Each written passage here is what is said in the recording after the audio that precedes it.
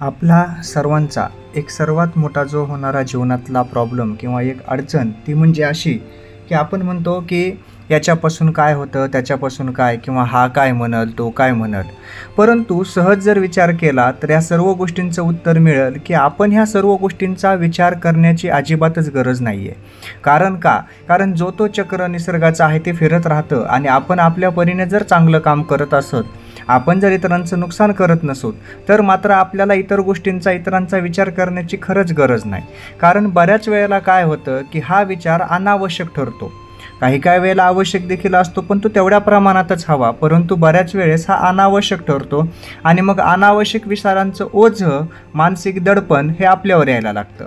याच्यामुळं काय, हा काय म्हणाल, तो काय म्हणाल. तर असा विचार त्यागून जर सरळ सरळ जीवन जगण्याचं ठरवलं तर जीवनामध्ये आनंद हा निखळ आहे. संत तुकाराम महाराज त्यांच्या एका अभंगामधून आपल्याला सांगतात की अग्नी हा पाचारी कोणास साक्षेपे, हिवे तोची तापे जाऊन या. उदक म्हणे काय याहो मज प्यावे, तृषित तो धावे सेवा वया. काय वस्त्र म्हणे यावे मज नेसा, आपुले स्वइच्छा जग ओढी.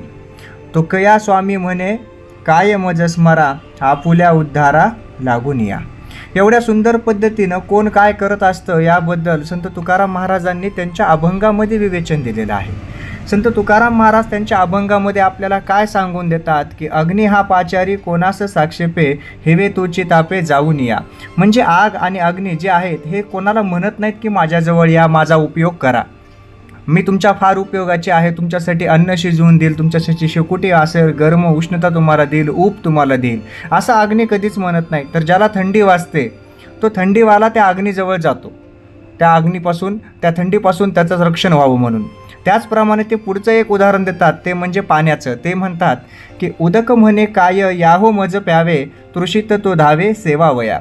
म्हणजे पाणी कधीच म्हणत नाही या माझ्याकडं, मला प्या, माझं प्राशन करा, मी तुमच्या जीवनाचा आवश्यक भाग आहे, किंवा पाण्यालाच जीवन म्हणतात म्हणून तुम्हाला जगण्यासाठी माझी आवश्यकता आहे, असं पाणी कधीच म्हणत नाही. ते त्याच्या जागीच असतं.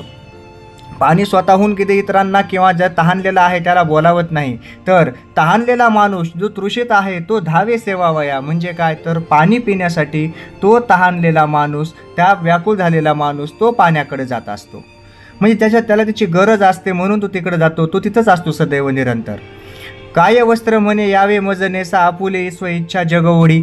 म्हणजे काय की कोणताही वस्त्र किंवा कपडा हा म्हणत नाही की या सर्वजण मला धारण करा, मी तुमच्यावर शोभून दिसल, माझे खूप प्रकार आहेत, मी छान आहे, असं वस्त्र कधीच म्हणत नाही, कपडा असं कधीच म्हणत नाही.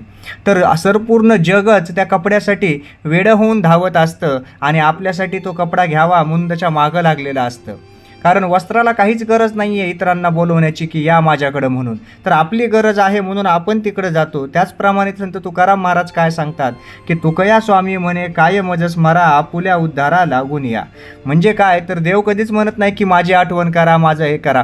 तुम्ही तुमचं काम नित्यनेमानं केलं, इमाने इतबारी केलं, प्रामाणिकपणा ठेवला, इतरांचं तुम्ही जाणून बुजून नुकसान नाही केलं, देवाचं नामस्मरण जरी नाही केलं तरी तुमचं दिलेलं कार्य व्यवस्थित केलं तरी तो प्रसन्न आहे.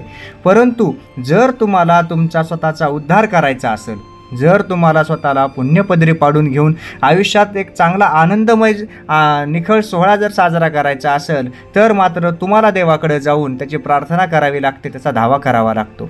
आणि आयुष्यामध्ये एक अशी शक्ती असायला हवी की जी अदृश्य स्वरूपात असते, परंतु तिची जाणीव, त्याची आपल्याला गरज ही प्रत्येक ठिकाणी लागत असते. आणि जर ती शक्ती जर ह्या ईश्वरामध्ये, देवामध्ये असेल, तर काय हरकत आहे आपण तिचा धावा करायला. म्हणून आपली गरज आहे, आपल्याला पुण्य कमवायचे, म्हणून आपण देवाचा धावा केला पाहिजे. जय जय रामकृष्ण हरी.